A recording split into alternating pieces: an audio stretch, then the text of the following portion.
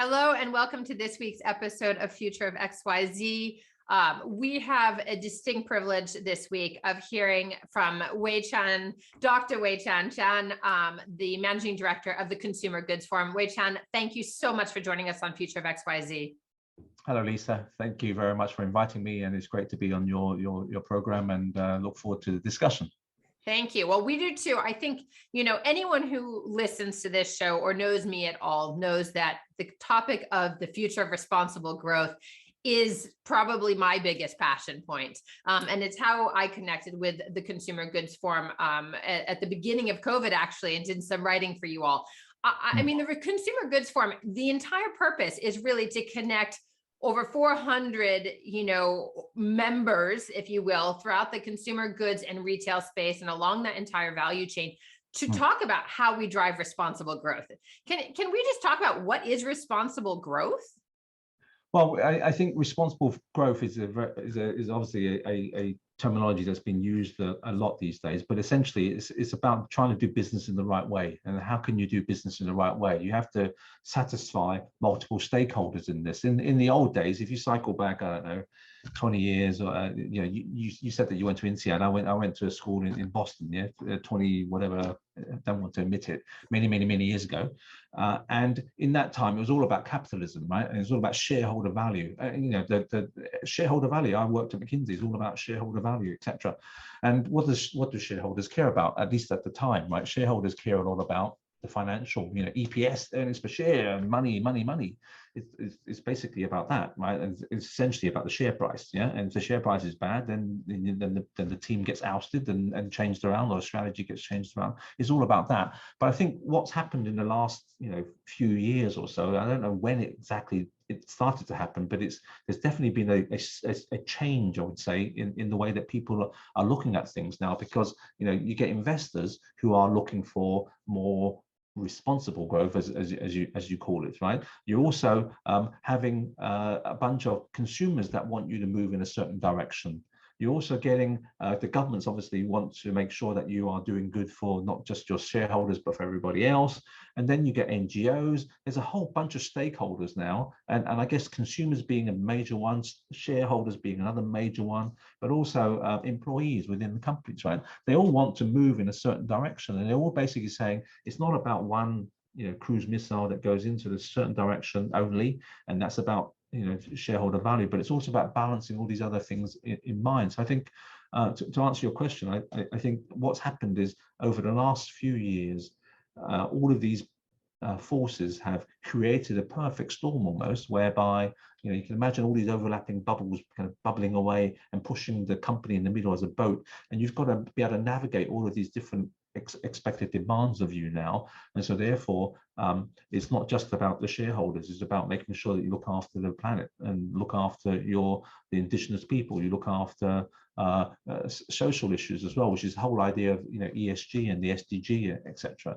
So I think that's all pushed into the right direction, where that has suddenly become the theme that's absolutely critical. So it's not about shareholder value, it's about responsible growth. It's funny because you just mentioned, I mean, I definitely came up with, you're very humble to say that school in Boston, of course, but we all learned that shareholder value and cash is king. These are the two lessons that came out of business school, right? And I think the curriculum, fortunately, is starting to change. But you mentioned ESG, which of course is environmental social governance. We talk about CSR before that, which is corporate social responsibility. We talk about stakeholder capitalism now. We talk about, the UN SDGs, the 17 Sustainable Development Goals. I mean, there are a lot of parties who are involved now and getting involved, and yet there's still, 20 years since I started operating in this space, there's still not exact consensus or definitions or one global governing party. I mean, who are the responsible parties involved? You talked about it a little bit. And what are their respective roles and responsibilities vis-a-vis moving the needle on responsible growth? Yeah, that's a very difficult question to answer, actually, because I came from the business world before, and now I'm obviously in running the CGF, looking after the CGF, and in the business world, there are lots of different structures that are very, very absolutely crystal clear, at least from a strategy point of view and an execution point of view as you do your work. But in this particular arena, there are so many, well, so many is the wrong word, but there are different competing standards, right? There are different competing ideologies, etc. And I think that all this confusion, all these different ideas creates lots of confusion. So therefore, that's why there's no standardized definition of all these different things, because it's still evolving. I think, interestingly enough, if you cycle back maybe, I don't know, 20 years ago, it wasn't just only carbon that was the currency, right? If you think 20 years ago, there's lots of other factors that were looked at as it relates to climate, but then everyone started to harmonize on carbon. And so therefore you had a unified currency, and that currency was carbon. The currency in the business world in the old days was dollars or whatever currency you're in, but and the currency in climate is carbon. And then the question becomes, what's the currency in responsible growth? And no one's developed that currency, and that's why we don't have a clear definition, and that's why people are scrambling to actually understand what it is. But in terms of people that are responsible for doing it, it's a combination of all different things, though. I don't see any one person that's going to say, right, this is the definition. And I think that could be the problem. As I talked about earlier on, you have shareholders. So they're going to want a certain thing, but they're also going to want the company to be disclosing its environmental footprint and its kind of financial disclosures, sustainability disclosures in a consistent way. Now, I know that there are many different bodies involved, but I think there's one that's called the ISSB, the International Sustainability Standards Board, now that's been formed to try to collate all of this together, so that then when you start reading somebody's accounts, you look at their financials, return on equity, tick done, but then you look at the sustainability disclosures as well. And I think that will help, because once you start combining those things together, then it becomes easier to say, are you meeting your financial objectives and are you meeting your sustainability objectives? Now, what I do not know is how broad that sustainability, those metrics are. Do they include social, how deeply do they include social things, etc.? And can you compare them across the world? Because, in the finance world, you've got GAP, and then you've got the international, I can't remember what it's called, because this is too long ago, IF, whatever it's called. There's an international, so there's US GAAP and there's international GAAP, right? So done. So there's financial. But then when we're doing sustainability reporting, is there going to be one for the US and one for the rest of the world, or is it going to be one for the developing world and one for the developed world? Well, it's such a fascinating topic. And I think actually, as we're recording this, the SEC just yesterday passed some standardization, but that's again, US Securities and Exchange Commission. And CGF works across the world, really on driving, I guess, consumer goods retailers, manufacturers, and others, as we talked about across the value chain, to ensure better lives through better business, which really is about this responsible growth. You focus on sustainability, you focus on food safety, health, product data, transparency, and accuracy. I mean, these are major initiatives that came to light during COVID. I mean, I want to talk about the lessons we've learned, but you came out of the Asia Pacific markets, McKinsey, Oliver Wyman, you've worked in dairy and other consumer goods. And then now you're based in Europe, you work across the world. You've just talked about something really important of the role of government, of policy, of capital markets, but also these like differences between the regions or the developing and developed. Like, what have you seen in your incredible career that gives you both hope and also just the chaos of trying to manage globally? Well, I mean, it's a very interesting question, Lisa. I mean, the world is, by definition, which makes it a wonderful place, very, very, very different. And people use the word developing and developed, right? But ultimately, you have to think about the consumer. The consumer in the developing world is going to be very fundamentally different than the consumer in the developed world. The developed world, they've got more money, they're safer in terms of their income streams.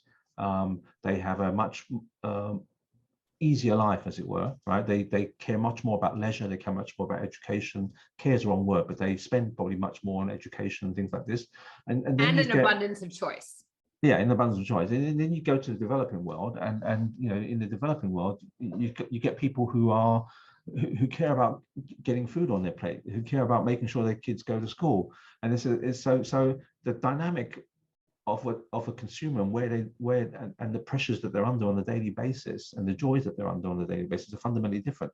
And so therefore, you can't expect somebody in a developing world to be able to behave from a financial point of view when it comes to responsible growth. In other words, am I going to choose the product that's a bit more sustainable? Or am I going to choose the product that's cheaper for me because I have to feed my family? And I think, those things, and even in the Western world, you could argue that, sometimes people like to talk about sustainability, but when you have to put money behind it, are they willing to put money behind it? And the question is sometimes no, sometimes yes. Yeah.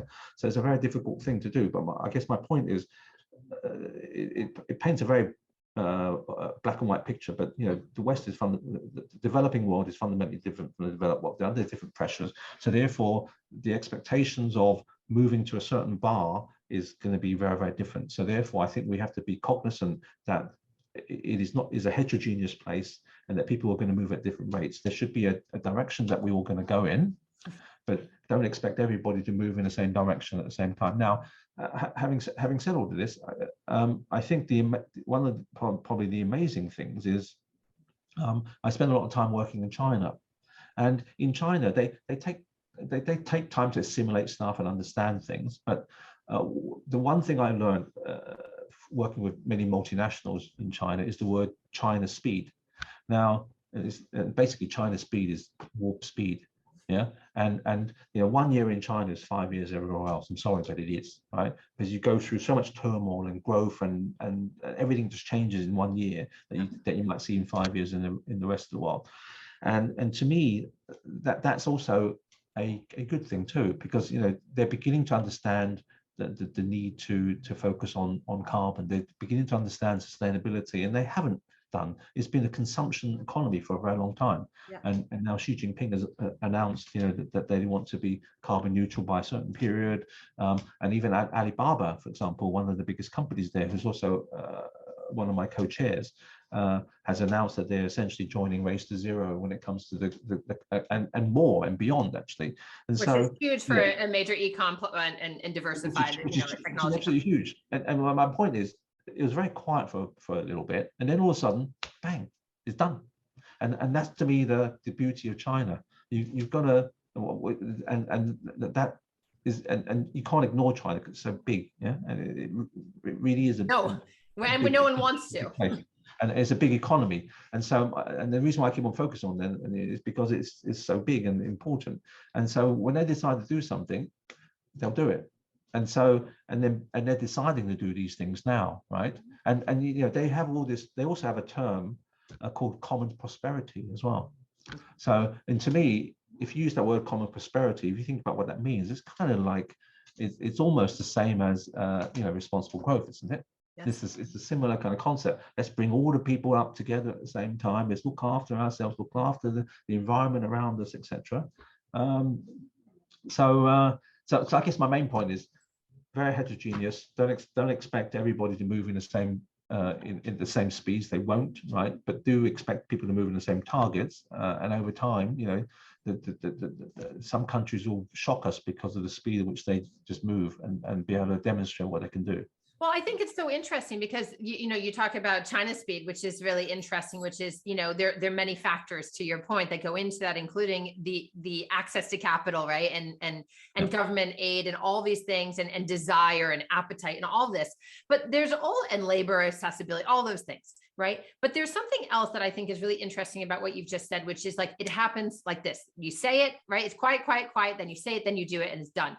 And I think COVID, in some weird way, was the world's kind of moment of reckoning, and especially in consumer goods and retail, which really became the front lines of access to basics for the entire world, right? And the essential workers who actually stayed throughout that supply chain working. Right. What do you think? I mean, we can take some things away from the China speed example, and we can also take some things away from the global COVID experience in retail and CPG. What do you see as being kind of like, do you see it as a catalyst towards responsible growth? Do you see it as a hindrance? I don't think so, but like, what has COVID done in the same way that like China's investments have done on the warp speed?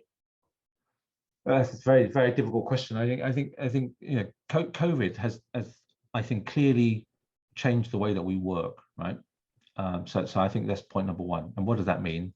It's changed the way that we work, because we, look at you and I working from, well, I'm actually in the office, believe it or not, but I guess you might be at home, right? I am. So we work from anywhere, we could work in Barbados or wherever it's nice and sunny, right? So it changes the way that we work, yeah. But it's also made us a lot more agile because, to your point earlier on, the speed at which they were able to change around their supply chain just to get basic product back to people, slim down the number of SKUs, slim down the number of choice that they have, just to make sure that the essentials are there. I think is absolutely commendable. So I think the way that we work is fundamentally changed, and so therefore the agility that creates may help us move faster into the world of responsible growth. The other thing I think that's changed it beyond just the kind of, I guess, the agility side is the way that people think about what they want in life now. Yes. Right? I think that's fundamentally changed too. So ultimately, we're all human beings, and human beings drive the world, and so and our views and desires and expectations and aspirations and dreams drive where we want the world to be. And I think it's given us a big kick in the backside where we basically have to say, what's important to me now, right? And I think that's changed, actually. What's important to me is maybe a bit more yin yang, a bit more balance between work and life, right? What's changed to me is I got to spend more time with my children, not in my particular case, but people might say I want to spend more time with my children. Not that I don't want to spend time with my children, but I do, but it hasn't changed for me.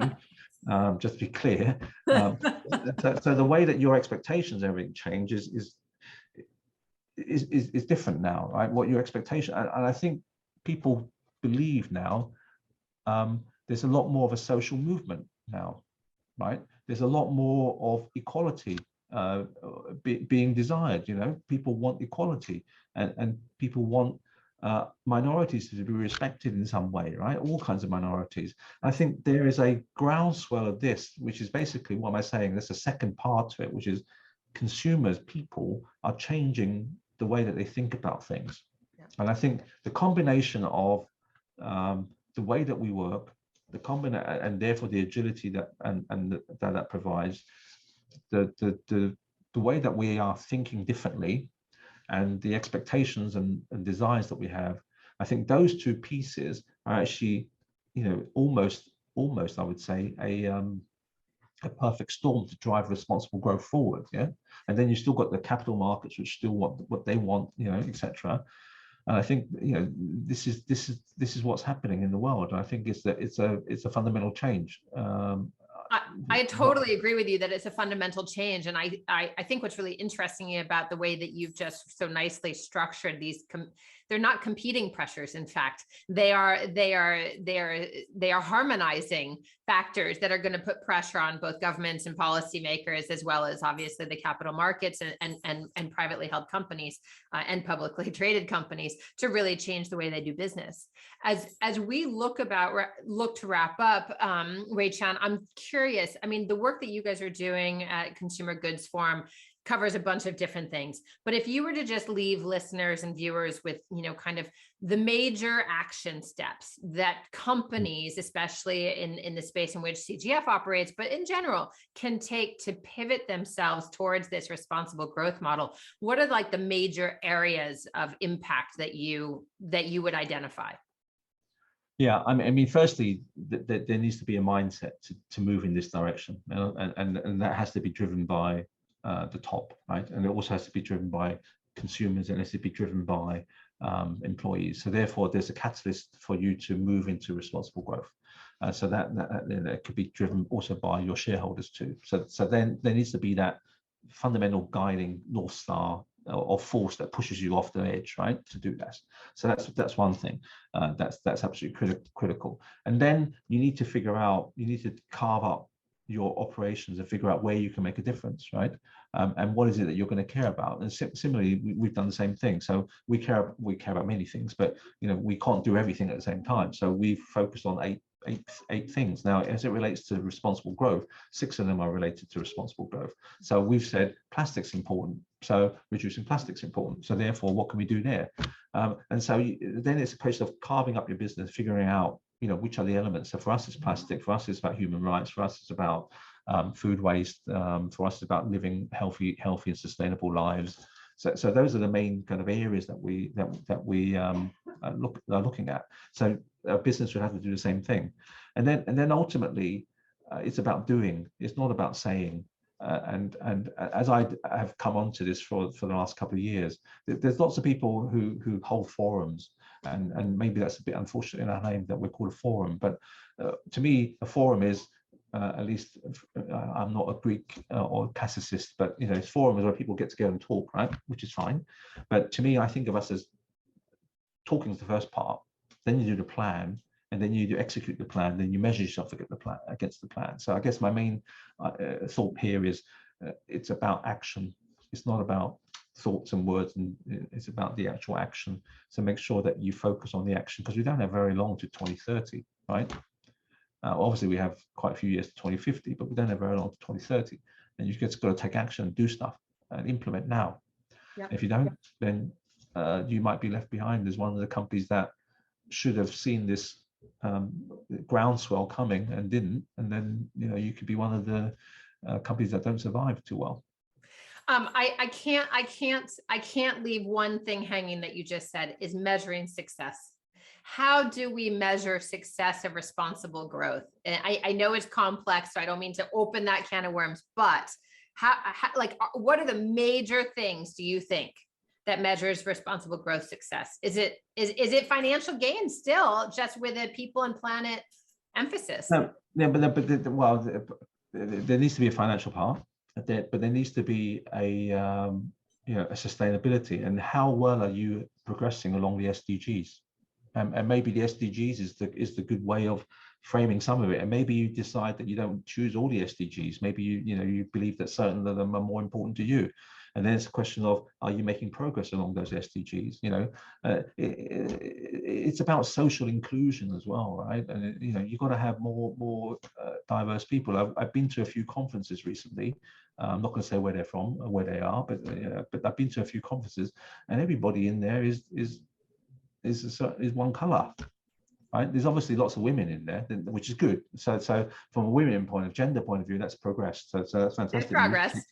That's tick, right? Or not tick, but emerging. We're moving on the line.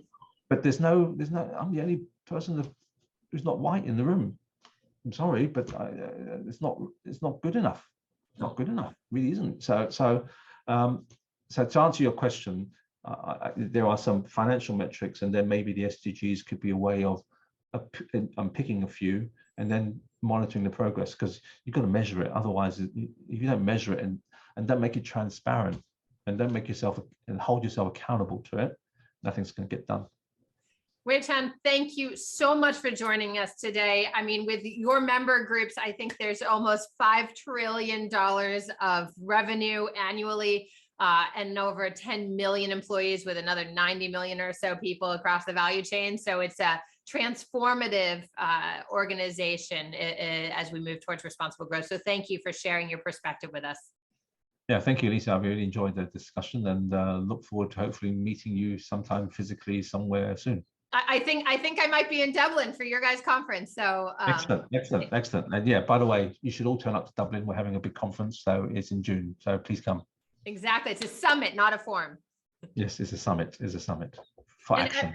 And everyone watching and listening, if you don't already subscribe to Future of XYZ, make sure you do so on YouTube or wherever you get your favorite podcasts, and follow Future of XYZ on Instagram. And if you want to learn more about LVG & Co. or nominate yourself or someone you know as a future guest, visit future-of.xyz. Again, Wai-Chan, thank you. And thank you, the Consumer Goods Forum. We'll talk again next week, everyone. Thanks. Thank you. Thank you very much.